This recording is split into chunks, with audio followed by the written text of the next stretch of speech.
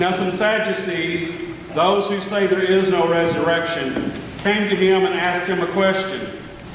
Teacher, Moses wrote for us that if a man's brother dies, leaving a wife but no children, the man shall marry the widow and raise up children for his brother. Now there were 7 brothers.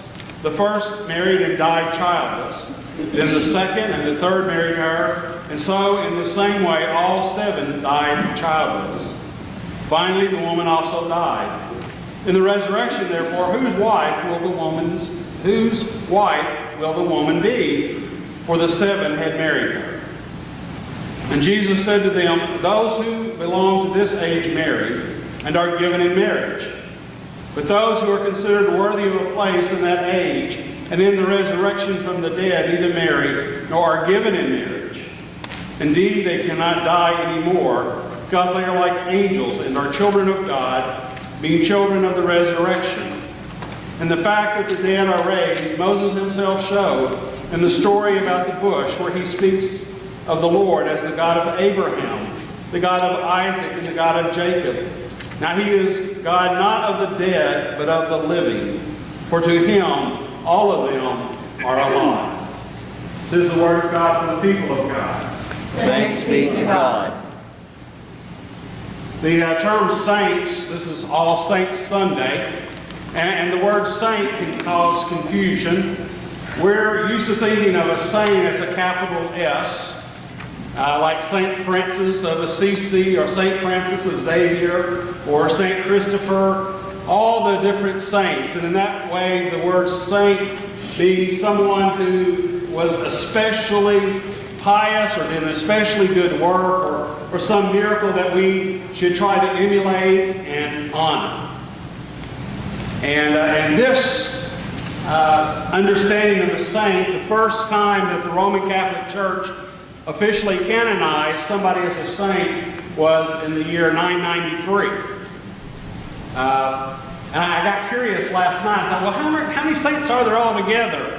And when I looked at it, there's 10,000 plus, but nobody's sure, not even the Pope knows exactly how many saints there are. One of the most recent things is they made saints out of 802 people who were killed back when the Ottoman Turks conquered some Christian territory, and the people of this village, 802, were killed because they refused to convert.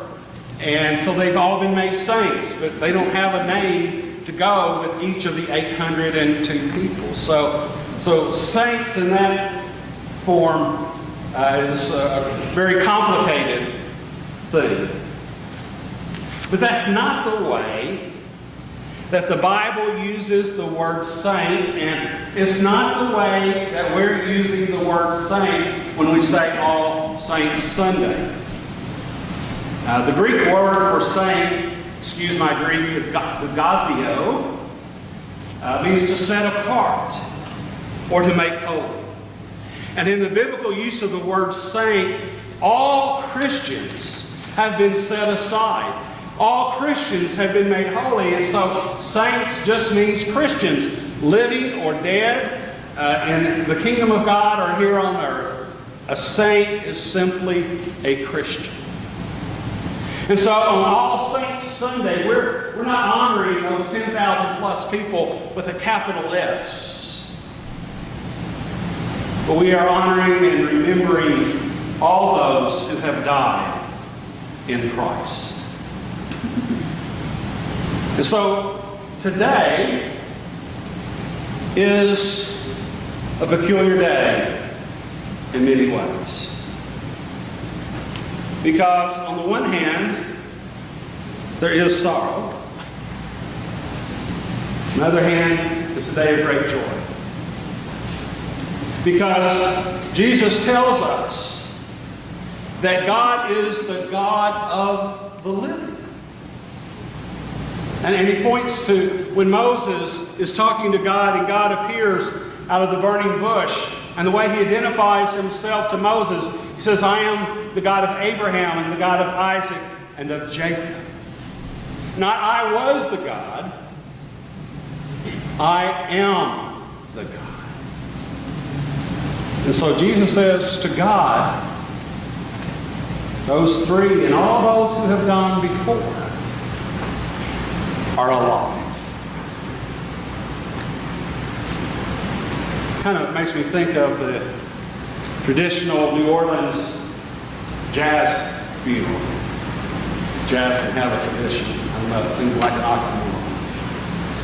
But the tradition is, as they go to the cemetery, they play their instruments slow and sad and mournful. But as they return from the cemetery, they play their instruments just as loud and joyfully as they can, and they sing when the saints go marching in. And so for us today, this All Saints Sunday has that same, not ambivalence, but that same duality. There is sorrow as we remember those who have died, but it is sorrow for ourselves. That's appropriate. There's nothing wrong with that. We just need to remember that the sorrow is for ourselves and not for those who have died. I think from their perspective, they see us as the ones, maybe not dead, but not fully alive yet. And from their perspective, they would say to us, in the twinkling of an eye, you will be where we are. Let us rejoice. So today is a day of sorrow and remembrance. And it is also a day of joy and expectation. And God is the God of the living.